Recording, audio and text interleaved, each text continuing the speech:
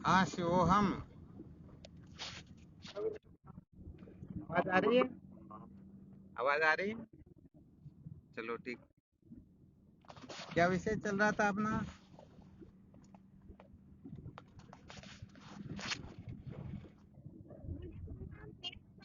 शिवोहम। संसार को बनाए रखकर कभी भी सत्य का साक्षात्कार नहीं किया जा सकता। यही विषय चल रहा था ना?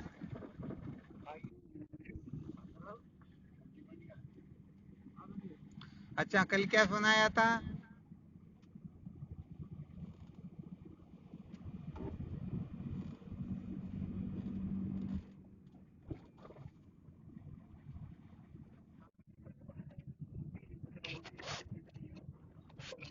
क्या बात है, बहुत अच्छी बात है। वैसे समझना चाहिए इसको। जीवन के परम लक्ष्य को प्राप्त करने का यदि कोई ब्रह्मास्त्र है तो वह ब्रह्मास्त्र यह है कि जो श्रुति से युक्ति से अनुभूति से सिद्ध न हो उस वस्तु को यदि हम महत्व देकर बैठे हुए हैं तो सच्ची बात है, हम मनोरंजन कर सकते हैं परंतु सत्य का साक्षात्कार हम कर नहीं पाएंगे।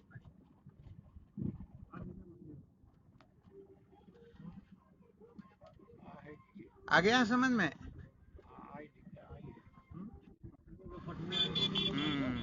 वैसे ये गंभीरता से यदि अपने को ठीक ठीक तरह से हृदयंगम करना है तो इस रहस्य को ही करना है कि वास्तव में श्रुति युक्ति अनुभूति से जो किसी भी प्रकार से सिद्ध नहीं होता है, कहीं हम उसमें आग्रह करके तो नहीं बैठे हुए हैं।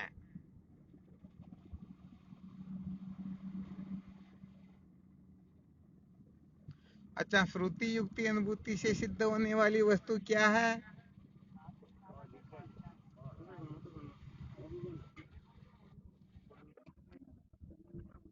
केवल और केवल मात्र परमात्मा जो है वही श्रुति युक्ति अनुभूति से सिद्ध होता है, अर्थात अपना आपा। अपना आपा जो है वह कहने का मतलब उसका कभी भी अभाव होता ही नहीं। बाकी जो कुछ भी है उसका अभाव होता ही रहता है, उनका सदा भाव रहता ही नहीं।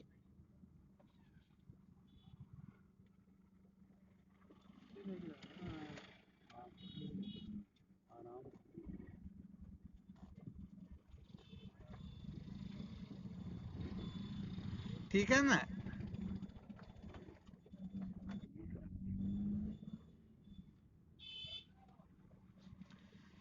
तो इस दृष्टिकोण से विचार करके देखा जाए तो ये जितना भी नाम रूपात्मक प्रपंच है ये श्रुति युक्ति अनुभूति से सिद्ध नहीं होता है, बल्कि किससे सिद्ध होता है?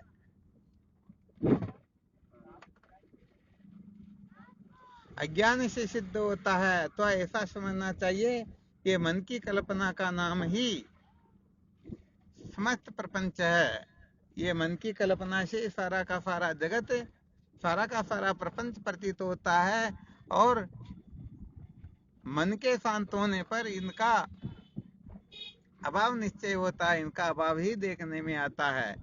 जैसे जागृत स्वप्न अवस्था के अंतर्गत जब मन चंचल रहता है तब प्रपंच की प्रतीति होती है और सुषुप्ति अवस्था में जब मन शांत हो जाता है उस समय प्रपंच की प्रतीति भी नहीं होती। तो ये सारा का सारा प्रपंच आदि जो है ये मनोमात्र है या वास्तव में श्रुति युक्ति अनुभूति से सिद्ध है? वास्तव में ये मनोमात्र है। तो हमें कहने का मतलब ठीक ठीक प्रकार से इसे मनोमात्र ही समझना है। अच्छा, विचार करके देखिए, यदि कोई मन का मिथ्यात्व निश्चय कर ले तो बाकी के जितने भी पदार्थ है वो नियम से मिथ्या हो जाते हैं या नहीं हो जाते हैं? अरे जो जिस मन के द्वारा समस्त प्रपंच की प्रतीति होती है वही मिथ्या है, तो ये सारा का सारा प्रपंच तो स्वतः ही मिथ्या हो जाता है। तो यहाँ पर साधक जो होते हैं, जिज्ञासु जो होते हैं, वो मूल मर्म पर चोट करा करते। ऐसा नहीं कि एक दो पत्तों को तोड़ करके वह निर्भय हो जाते हैं, ऐसी बात ही नहीं है। जो ऐसा करते हैं वो तो साधक हो सकते हैं परंतु उत्तम जिज्ञासु नहीं हो सकते हैं। उत्तम जिज्ञासु केवल मात्र मूल पर प्रहार कैसे होता है बस इसी पर विचार करते हैं। आ गया समझ में? हाँ, तो अपने को कहने का मतलब अच्छी तरह से ये निश्चय कर लेना है, मन के चंचल होने से समस्त प्रपंच की प्रतीति होती है, और मन के अमनी भाव होने पर इस प्रपंच का चिंता भाव निश्चय हो जाता है। तो विचार करके देखा जाए तो बंधन का कारण कौन हुआ?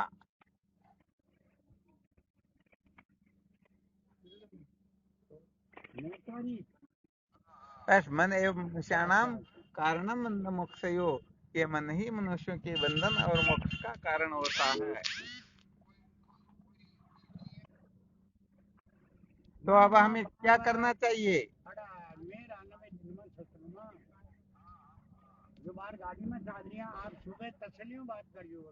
मन के चंचल होने से प्रपंच की प्रतीति होती है, मन के अमनी भाव होने पर प्रपंच का अभाव निश्चय होता है। तो अपने को मन को चंचल, मन चंचल होता रहे ऐसा उपाय अपने को करना है, तो मन का अमनी भाव हो ऐसा उपाय करना चाहिए। अच्छा, मन का अमनी भाव कैसे होगा?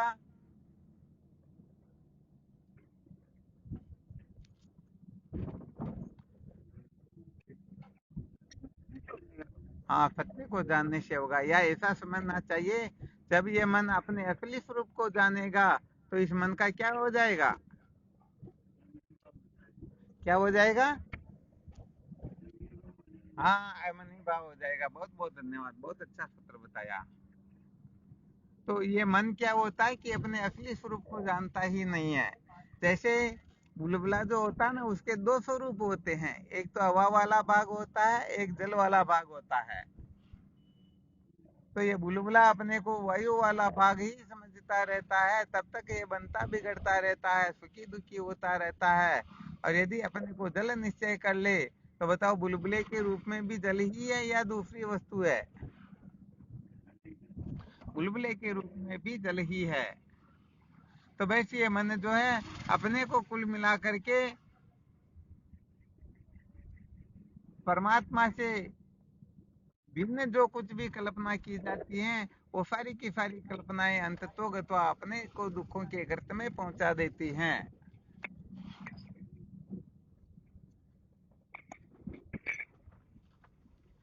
तो मन के कितने स्वरूप हुए यहाँ पर?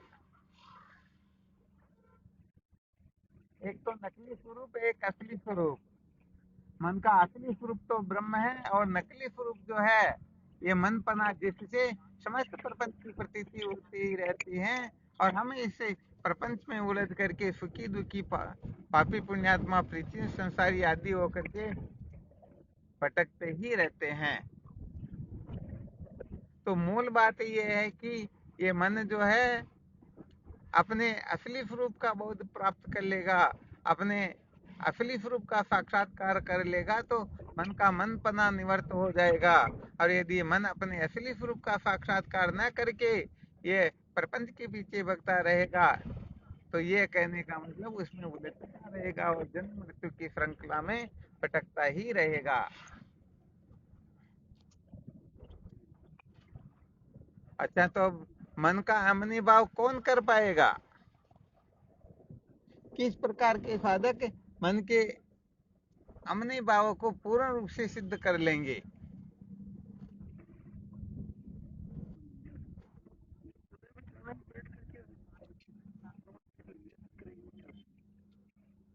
चलो, बहुत अच्छी बात बताई। अच्छा, ऐसा समझना चाहिए जिनके हृदय में अभी विवेकादि साधन जागृत नहीं हुए, अथवा जिनको अभी तक श्रोत्रिय ब्रह्मनिष्ठ गुरुदेव की प्राप्ति नहीं हुई, ऐसे साधक क्या करे कि वह स्वाभाविक रूप से इस बंधन से मुक्त होकर के सत्य का साक्षात्कार कर ले।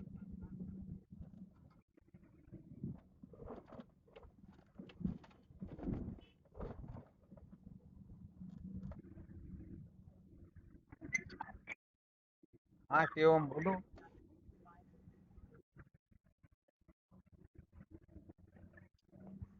अरे, हमें खुद गाड़ी में चल रहे हैं, क्या करें? तो फिर भी देखा, चलो जैसे तैसे होगी, आवाज आएगी या नहीं आएगी, क्लास को तो अब्सेंट क्यों करते हैं।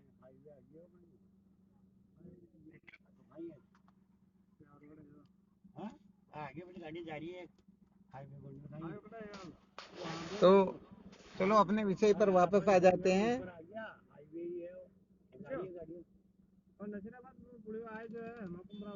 और मैं खेल करी हूँ तो अरे कितना बड़ा बड़ा माँ बढ़िया की माँ बोल रही हूँ तो करीम चाहना पे बोल तो सही। हाँ, अब वापस अपने विषय पर आ जाइए। किस प्रकार की समझ जागृत हो जाए कि वह स्वाभाविक रूप से मन के अमनी भाव को सिद्ध कर लेगा।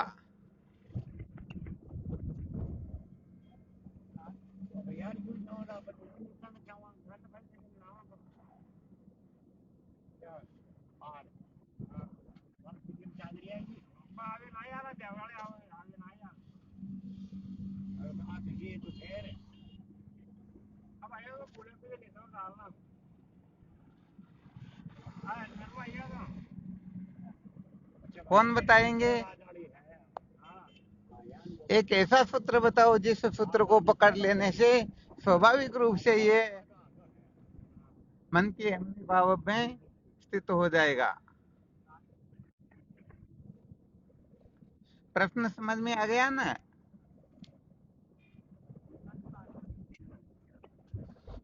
तो बताइए यहाँ पर ऐसा कोई सूत्र बताइए कि इस प्रकार का वो निर्णय ले ले, निश्चय कर ले, इस प्रकार की समझ बना ले तो निश्चित रूप से वह सत्य का साक्षात्कार कर लेगा, मन का अमनी भाव निश्चित रूप से हो जाएगा।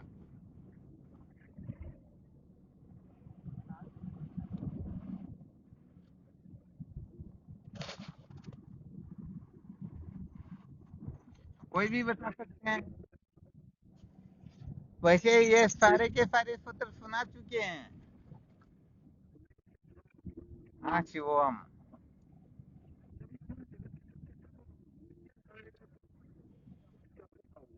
नहीं, ये तो बिल्कुल ठीक बात है। इस प्रकार से जानेगा तब ही मन का अमनी भाव होगा, वरना मन का अमनी भाव हो सकता ही नहीं।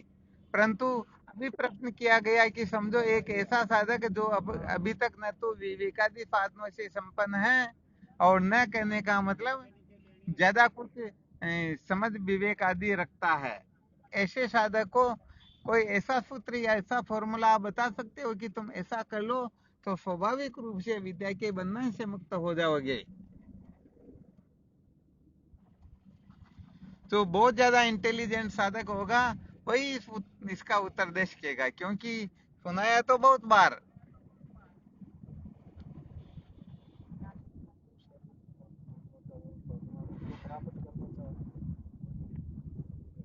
छोड़ना चाहो और परमानंद को पाना चाहो वही नहीं नहीं, ये तो बता दिया। हमारे सज्जन जी महाराज कह रहे हैं कि सर्व लोगों से जो छूटना चाहता हो, परमानंद को पाना चाहता हो, वही यहाँ योग्य होगा। परंतु संसार में सभी सर्व दुखों से छुटकारा, परमानंद को पाना चाहता, परंतु बताओ सभी प्राप्त कर सक रहे हैं क्या?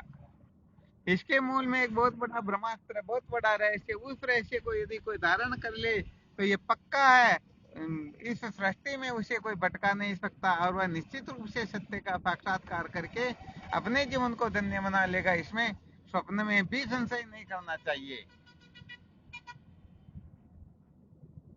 आज दिन तक जो सत्संगे सुनी उनमें से ऐसा सूत्र निकल रहा है क्या आपके हृदय से?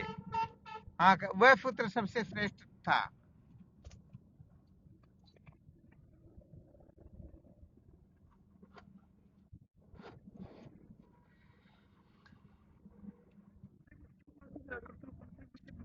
नहीं, इनका कोई मतलब, अरे कर तो पासे की बात तो क्या, भले ही कोई वेदांत का श्रवण मनन करने लग जाए फिर भी वह भटक सकता है, परंतु एक ऐसा सूत्र है जिस सूत्र को हृदयंगम कर ले तो उसको कोई भटका सकता ही नहीं।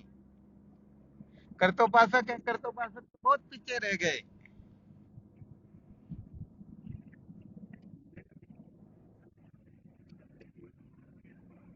अरे ये तो बालकों की बातें नहीं।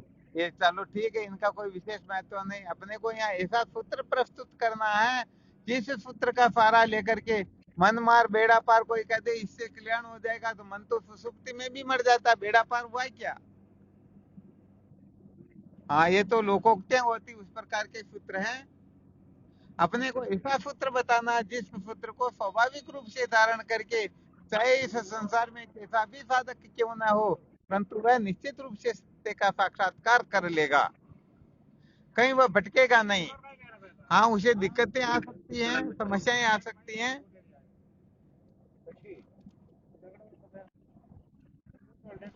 हाँ शिवम बोलो।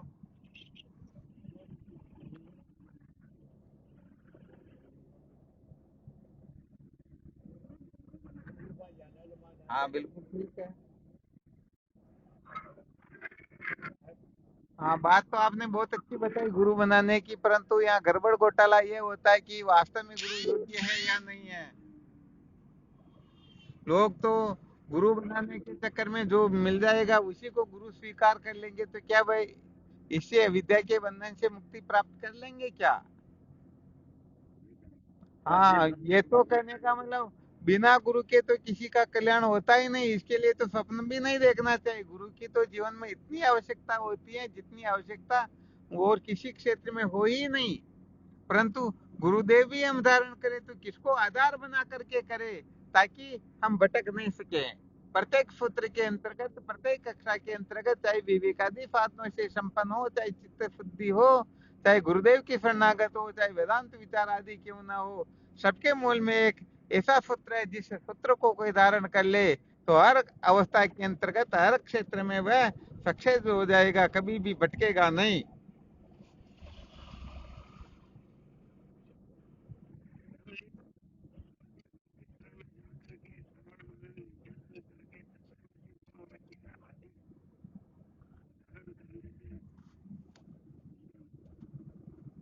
परशुराम जी महाराज ने वैसे बहुत अच्छी बात बताई।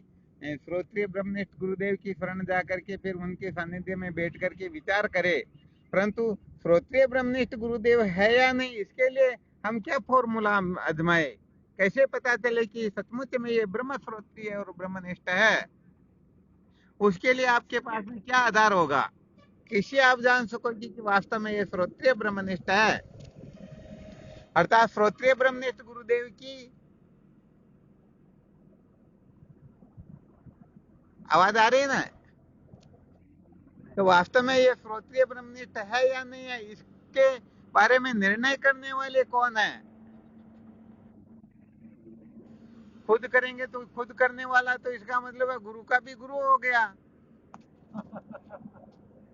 वह फिर शिष्य कहाँ पर रहा? खुद करेगा तो भी चलो ठीक, किसको आधार बना करके करेगा? कोई ना कोई आधार होगा ना, बिना आधार के तो निर्णय हो सकता नहीं।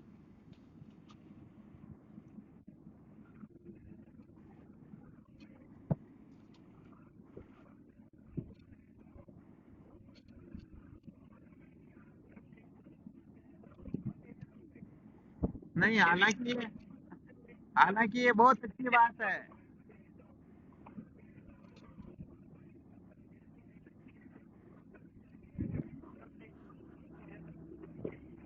चलो बहुत धन्यवाद, बहुत अच्छी बात है, परंतु इसका निर्णय हमने कैसे किया, किसको आधार बना करके किया? और वैसे चलो थोड़ी देर के लिए मान लिया जाए, आप तो सब उत्तम श्रोता हो, इसलिए आप सबको पता है कि श्रोत्रिय ब्रह्मनिष्ठ किसे कहते हैं। परंतु जब किसी सूत्र का कथन किया जाता, कोई वक्तव्य प्रस्तुत किया जाता है, तो किसी एक व्यक्ति के लिए नहीं किया जाता, वह संसार के जीव मात्र के लिए किया जाता। और यहाँ पर प्रश्न किया गया कि ऐसा कौन सा फॉर्मूला आजमाए कि जीव मात्र जो है निश्चित रूप से अविद्या के बंधन से मुक्त होकर सदा सदा के लिए कृतार्थ हो जाए, बस सूत्र ये है। तो वह फॉर्मूला बताना जिस फॉर्मूले को धारण करके जीव कभी भी भटकेगा नहीं, अंततोगत्वा कुछ भी करेगा फिर भी वह सत्य का साक्षात्कार कर लेगा। हाँ शिवम बोलो। अरे ये तो नहीं, नहीं, ये नहीं, ये तो कीचड़ को कीचड़ समझेगा तो कीचड़ से छूटने की इच्छा करेगा। ये भी विवेकादि साधन कैसे जागृत होते हैं, हम संसार से ऊपर कैसे उठते, वह वाला सूत्र हुआ। जो सूत्र होना चाहिए अभी तक नहीं हुआ।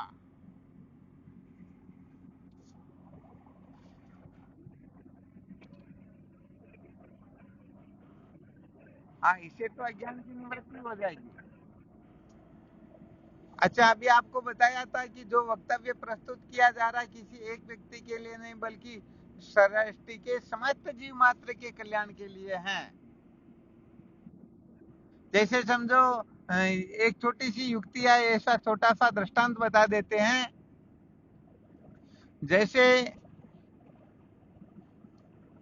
किसी को बिलवाड़ा से हरिद्वार पहुंचना है, तो उसे कहने का मतलब फॉर्मूला बता दो, या देखो भाई तुम्हारे को उत्तर दिशा की ओर चलना है, अथवा बीच में अजमेर, जयपुर, दिल्ली ये स्थान आएंगे। तो बताओ, इन छोटी सी सूत्रों को ध्यान में रख करके फिर हरिद्वार पहुंच सकता है या नहीं पहुंच सकता है? तो ऐसे ही आपको ऐसा फॉर्मूला बताना है जिस फॉर्मूले को धारण करके वह निश्चित रूप से विद्या के बंधन से मुक्त हो जाएगा। अज्ञान को अज्ञान से छोड़ने के लिए पूर्ण निश्चय करके 5 प्रकार के जो भेद का निराकरण करने वाला महापुरुष हो, उस महापुरुषों के सानिध्य में जाने से हो सकता है वो छूट जाएगा। हाँ, ये बात भी ठीक ही है, परंतु महापुरुष के सानिध्य में क्यों जाएगा, वो किस आधार पर जाएगा? क्या ऐसा फॉर्मूला जिस फॉर्मूले की पूर्ति के लिए वह महापुरुष की शरण में जाएगा ही जाएगा? क्योंकि अज्ञान की निवृत्ति ज्ञान से होती है, ज्ञान महापुरुषों की शरण में जाने से होता है। अभी यहाँ पर विषय जो चल रहा है वो जीव मात्र के लिए चल रहा है। अभी उनको पता ही नहीं बंधन का कारण अज्ञान है या वासना है या विक्षेप है या अधर्म है। समझो कोई संत किसी साधक को ऐसा रहस्य बताना चाहते हैं, देखो तुम इस फॉर्मूले को पकड़ लो और इसके अनुसार चलते रहो, निश्चित रूप से तुम अविद्या के बंधन से मुक्त हो जाओगे। तो आप उनको क्या फॉर्मूला बताओगे?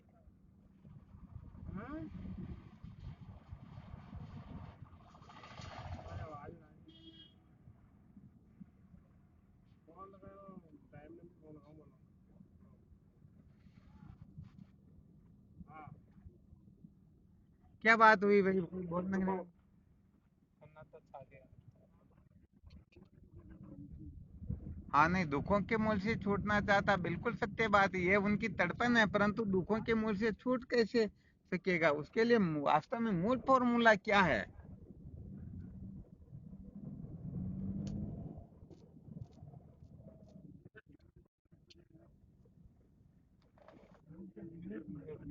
ज्ञान को महत्व तो तभी देगा जब विवेकादि साधन जागृत होंगे। तो विवेकादि साधन भी उनमें कैसे जागृत होंगे, उनके लिए मूल फॉर्मूला क्या है? संतों का संग। चलो, संतों का संग करने से विवेक जागृत होता, तो संतों के संग के मूल में भी क्या, वो संतों का संग भी किसके कहने से करेगा, क्यों करेगा? ईश्वर की कृपा से। ईश्वर की कृपा प्राप्त हो, उसके मूल में भी क्या फॉर्मूला है? बात निष्काम। मूल की चल रही है। निष्काम क्या, निष्काम कर्म करने वाले तो बहुत सारे मर गए बेचारे, अटक निष्काम गए पता नहीं कहाँ कहाँ पर, विवेकादि साधन जागृत हुए ही नहीं। ईश्वर की प्रसन्नता के लिए जो फिर भी लग रहा शायद साधकों को समझ में नहीं आ रहा क्या पहुंचना चाह रहे हैं। हाँ, बोलो।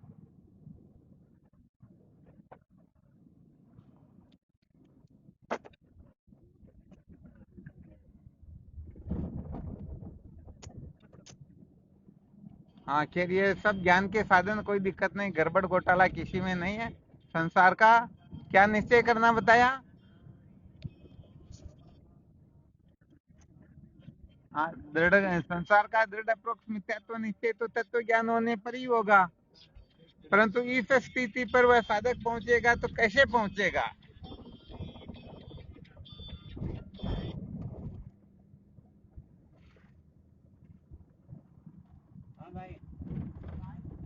विचारों में बहुत कमजोर रह रहे हो भाई।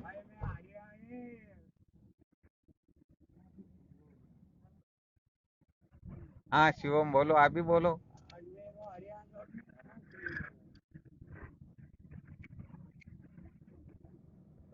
हैं? आप, हाँ बात तो बिल्कुल ठीक है। जो नित्य सुख की प्राप्ति चाहता वही ईश्वर आएगा। अच्छा, आपको फिर एक और समझा, बार और समझा देते, ये जो प्रश्न किया जा रहा है न तो साधकों के लिए न जिज्ञासुओं के लिए, बल्कि विश्व के समस्त जीवों के लिए, समस्त जीवों का कल्याण कैसे हो।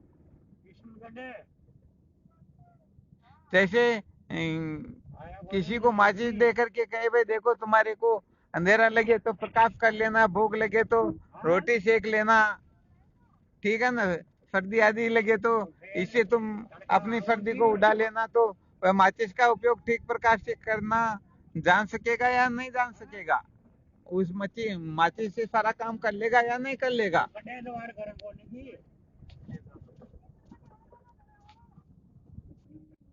कर लेगा। तो वैसे ये जैसे माचिस दे करके उनको हर प्रकार से संतुष्ट कर दिया, इस माचिस से तुम सब कुछ कर सकोगे।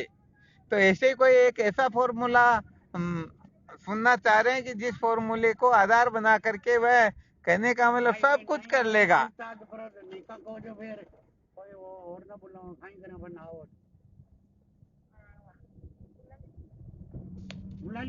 ऐसा ऐसा कोई सूत्र या फॉर्मूला 5-10 मिनट की बात कर लीजिए स्वामी जी। अरे फिर वापस वो की वही बात कर रहे हैं, क्या करें एक तरह से। ये कर्म धन भोग का सदुपयोग भी कौन कर पाएगा, वो फॉर्मूला पहुंच रहे हैं। आप आते हो बार बार इसी जगह पर बातें करते हो।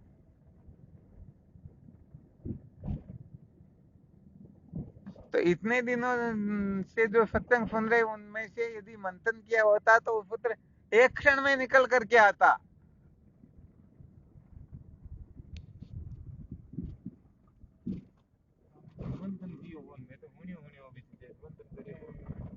अच्छा चलो 1-2 मिनट और देख लो, फिर नहीं तो बताते हैं, उस पर फिर मंथन करते हैं कि इस सूत्र में हम गड़बड़ कर रहे हैं या नहीं कर रहे हैं। यदि कर रहे हैं तो कभी भी ये मन का हमनी भाव कल्प कल्पांतर तक भी नहीं हो सकेगा, और गड़बड़ नहीं कर रहे हैं तो निश्चित रूप से निश्चिंत हो जाना चाहिए। हम इसी जीवन में सत्य का साक्षात्कार करके अपने जीवन को धन्य बना लेंगे, ये पक्का है।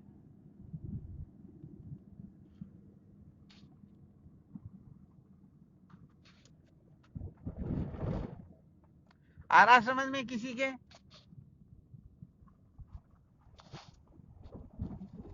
अच्छा चलो संकेत कर देते हैं। विवेक चूड़ामणि में इस प्रकार का कथन किया गया, अब ध्यान में आ रहा है क्या?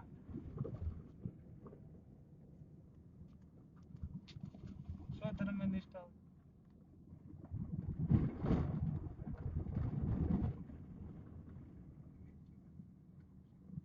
आवाज आ रही है? अरे भाई, इस सूत्र पर अपन कितनी बार मंथन कर चुके हैं कि श्रुति प्रमाणिक मत स्वधर्म निष्ठा, अर्थात जो श्रुति का परम प्रमाण स्वीकार कर लेता है वह निश्चित रूप से समस्त कक्षाओं में पारंगत होकर के अंत में विद्या के बंधन से मुक्त हो जाता है। बताओ, इसका चिंतन मनन नहीं किया क्या अपन ने? अरे इस संसार का कोई भी जीव क्यों ना, उसको ये फॉर्मूला दे दो, केवल और केवल मात्र श्रुति माता प्रमाण है। श्रुति प्रमाण के अनुसार वह कहने का मतलब चित्त शुद्धि करेगा, श्रुति प्रमाण के अनुसार वह संतों का संग करेगा, श्रुति प्रमाण के अनुसार साधन संपन्न होगा, श्रुति प्रमाण के अनुसार वह गुरुदेव की शरण में जाएगा, और श्रुति प्रमाण के अनुसार ही वेदांत का श्रवण मनन निधिध्यासन करेगा। बताओ, अविद्या के बंधन से छुटकारा मिलेगा या नहीं मिलेगा? अरे तो गजब करते हो, ये ऐसा ब्रह्मास्त्र के 24 घंटे साधक को सावधान रहना चाहिए कि कहने का मतलब मैं जो कुछ भी कर रहा हूँ ये श्रुति प्रमाण के अनुसार है या श्रुति से विरुद्ध है।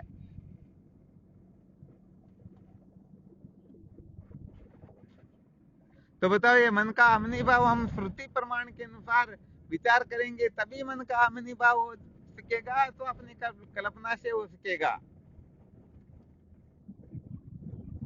हाँ बिल्कुल बिल्कुल, इस जगह पर साधकों को, क्योंकि श्रुति प्रमाणिक मत धर्म निष्ठा तदेव आत्मा विशुद्धि रसे विशुद्ध बोध परमात्मा वेदनम तदेव संसार समूलनाश है। जिनका श्रुति प्रमाण में दृढ़ निश्चय होता है उसी की धर्म में निष्ठा होती है। जिसकी स्वधर्म में निष्ठा होती है उसी का अंतःकरण शुद्ध होता है। जिसका अंतःकरण शुद्ध होता है उसी को तत्व का ज्ञान होता है, और जिसको तत्व का ज्ञान होता है वही जन्म मरण के बंधन से मुक्त हो सकता है, बाकी स्वप्न में भी नहीं। तो बताओ, श्रुति प्रमाण मूल में हुआ या नहीं हुआ? हाँ, तो श्रुति का मतलब यहाँ पर वेदांत से है, जो वेदांत को महत्व दे करके, जो अद्वैत वेदांत को महत्व दे करके फिर समस्त साधन अन्वय व्यतिरिक्त न्याय से करता रहता है, तो निश्चित रूप से वह अविद्या के बंधन से सदा सदा के लिए मुक्त हो जाता है। अब इसमें किसी को किसी भी प्रकार की शंका हो तो आप प्रश्न कर सकते हो कि नहीं ये बात ठीक है। वो जिनका direct, परंतु ये जानता ही नहीं उसी प्रमाण के आपका बारे में। बता दीजिए। हमारे सहजानंद जी महाराज प्रश्न करें कि श्रुति प्रमाण में दृढ़ निश्चय हो, परंतु वह श्रुति प्रमाण को जानता ही नहीं तो कैसे करेगा? आप लोग इसका उत्तर बता सकते हो कोई?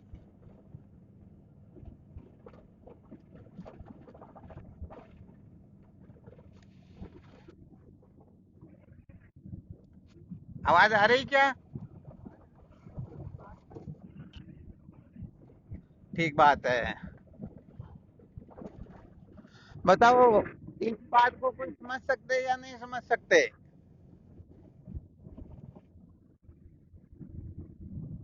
सहजानंद जी का प्रश्न समझ में आ गया क्या?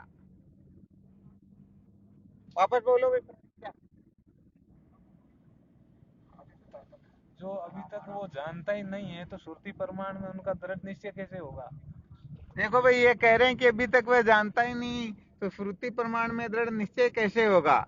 अच्छा, आप लोग बता सकते हो या आप ये कह के आप कब से नहीं जानते हो? बच्चा जन्म से ही क्या इसको जानता है क्या? तो फिर भी वह जानने लग जाता या नहीं जानने लग जाता? अरे, किसी को कलेक्टर बनना तो फिर वो जानने की कोशिश करेगा या नहीं करेगा?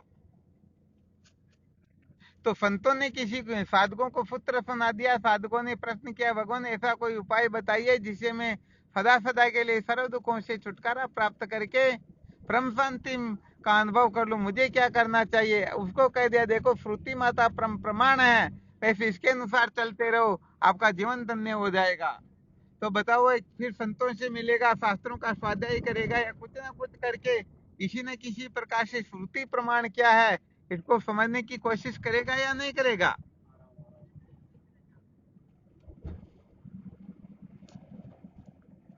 आवाज नहीं आ रही क्या?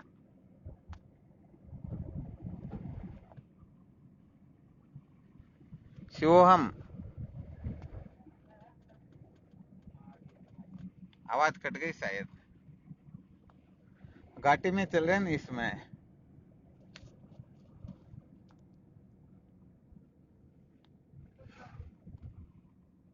शिवोहम। आवाज नहीं आ रही क्या?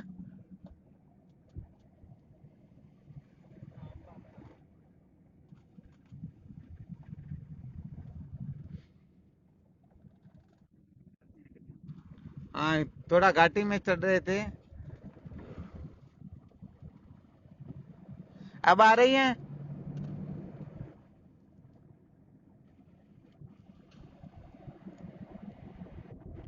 हाँ, 1-2 मिनट और है, घाटी निकलने वाली है।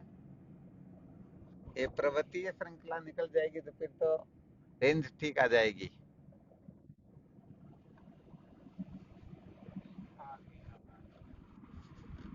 अब आ रही है आवाज?